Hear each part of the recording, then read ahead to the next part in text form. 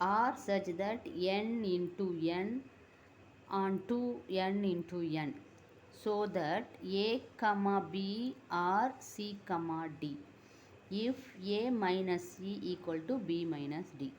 அதாவது ஏபியும் சிடியும் வந்து இந்த ஏபிங்கிறது ஒரு எலமெண்ட் ஃபுல்லாக நம்ம இத்தனால வந்து தனித்தனியாக பார்த்தோம் இல்லையா. இது வந்து ஏபி அப்படிங்கிறது ஒரு எலமெண்ட்டு, சிடி அப்படிங்கிறது ஒரு எலமெண்ட்டு. இதுவும் வந்து ரிலேட்டடாக இருந்தால் இந்த கண்டிஷன் ஏ மைனஸ் சி, அதாவது இந்த ஃபஸ்ட்டு இந்த எலமெண்ட்லேருந்து ஏவையும் இதிலேருந்து சியையும் எடுத்துக்கணும். அப்புறம் இது செகண்டு பியையும் இது ஃபோர்த்து டியையும் எடுத்துக்கணும். இதுதான் கண்டிஷன் சொல்லி கொடுத்துருக்காங்க. இது ஒரு ஈக்குவலன்ட் ரிலேஷனா அப்படின்னு சொல்லி பார்க்கணும். அப்போ ஈக்குவலன்ட் ரிலேஷனால நம்மளுக்கு என்னது, ரிஃப்ளெக்சிவ், சிமெட்ரிக் அண்ட் டிரான்ஸ்மிட்டிவ் வந்து இருக்கணும். இந்த கண்டிஷனுக்கு இருந்தால் இது ஒரு ஈக்குவலன்ஸ் ரிலேஷன். இப்போ நம்ம கொடுத்துருக்க கண்டிஷன் எழுதியிருக்கோம். ஏவும் பியும் ஆர்சிடி இருக்கும்போது என்ன கொடுத்துருக்காங்கன்னா a minus c equal to b minus d. அப்போ ரிஃப்ளெக்சிவாக இருந்தால் நம்மளுக்கு என்ன வரும்னா இவங்க ரெண்டு பேரும் ஒரே மாதிரி இருக்கணும். எப்போவுமே ரிஃப்ளெக்சிவ்னால் நம்மளுக்கு ரெண்டு எலமெண்ட்டும் ஒரே மாதிரி இருக்கணும். அப்போ நம்ம ஏகமாபின்னு போட்டுக்கணும்.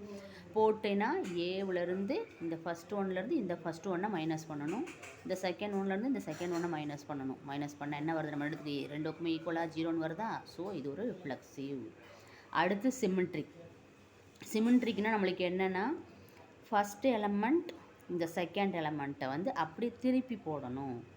இது வந்து இங்கே வந்துடும், இது வந்து இந்த பக்கம் வந்துடும்.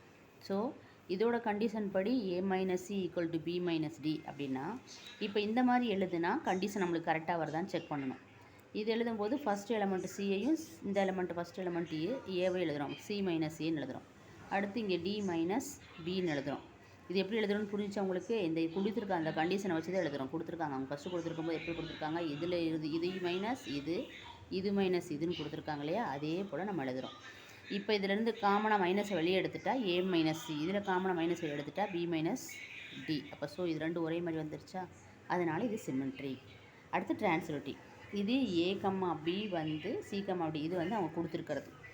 நம்மளுக்கு எப்போவுமே இந்த செகண்ட் எலமெண்ட் இருக்கு இல்லையா, இதை நம்ம போட்டுட்டு இது கூட நம்ம இன்னொன்று எக்ஸ்ட்ரா ஏதோ ஒன்று நம்ம எழுதிக்கணும். எக்ஸ்ட்ரா இஎஃப் எழுதிக்கலாம், எஃப்ஜி எழுதிக்கலாம், ஏதோ ஒன்று எழுதிக்கலாம்.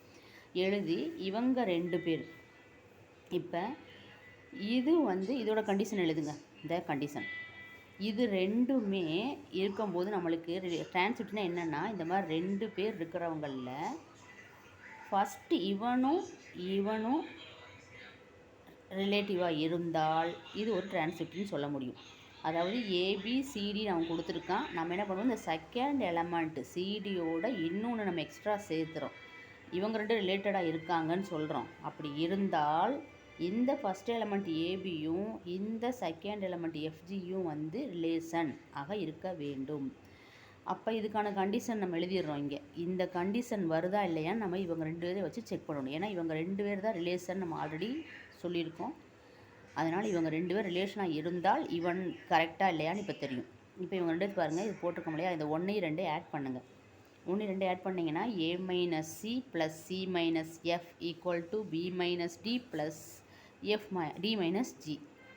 இப்போ இந்த ப்ளஸ் சியும் மைனஸ் சியும் கேன்சல் ஆகிடும். அப்போ மீதி இருக்கிறது தானே ஏ மைனஸ் எஃப், இது மீதி இருக்கிறது என்னது பி மைனஸ் ஜி. பாருங்கள் ஒரே மாதிரி இருக்கா. அப்போ இந்த கண்டிஷன் நம்மளுக்கு ஓகேவாக இருக்கா.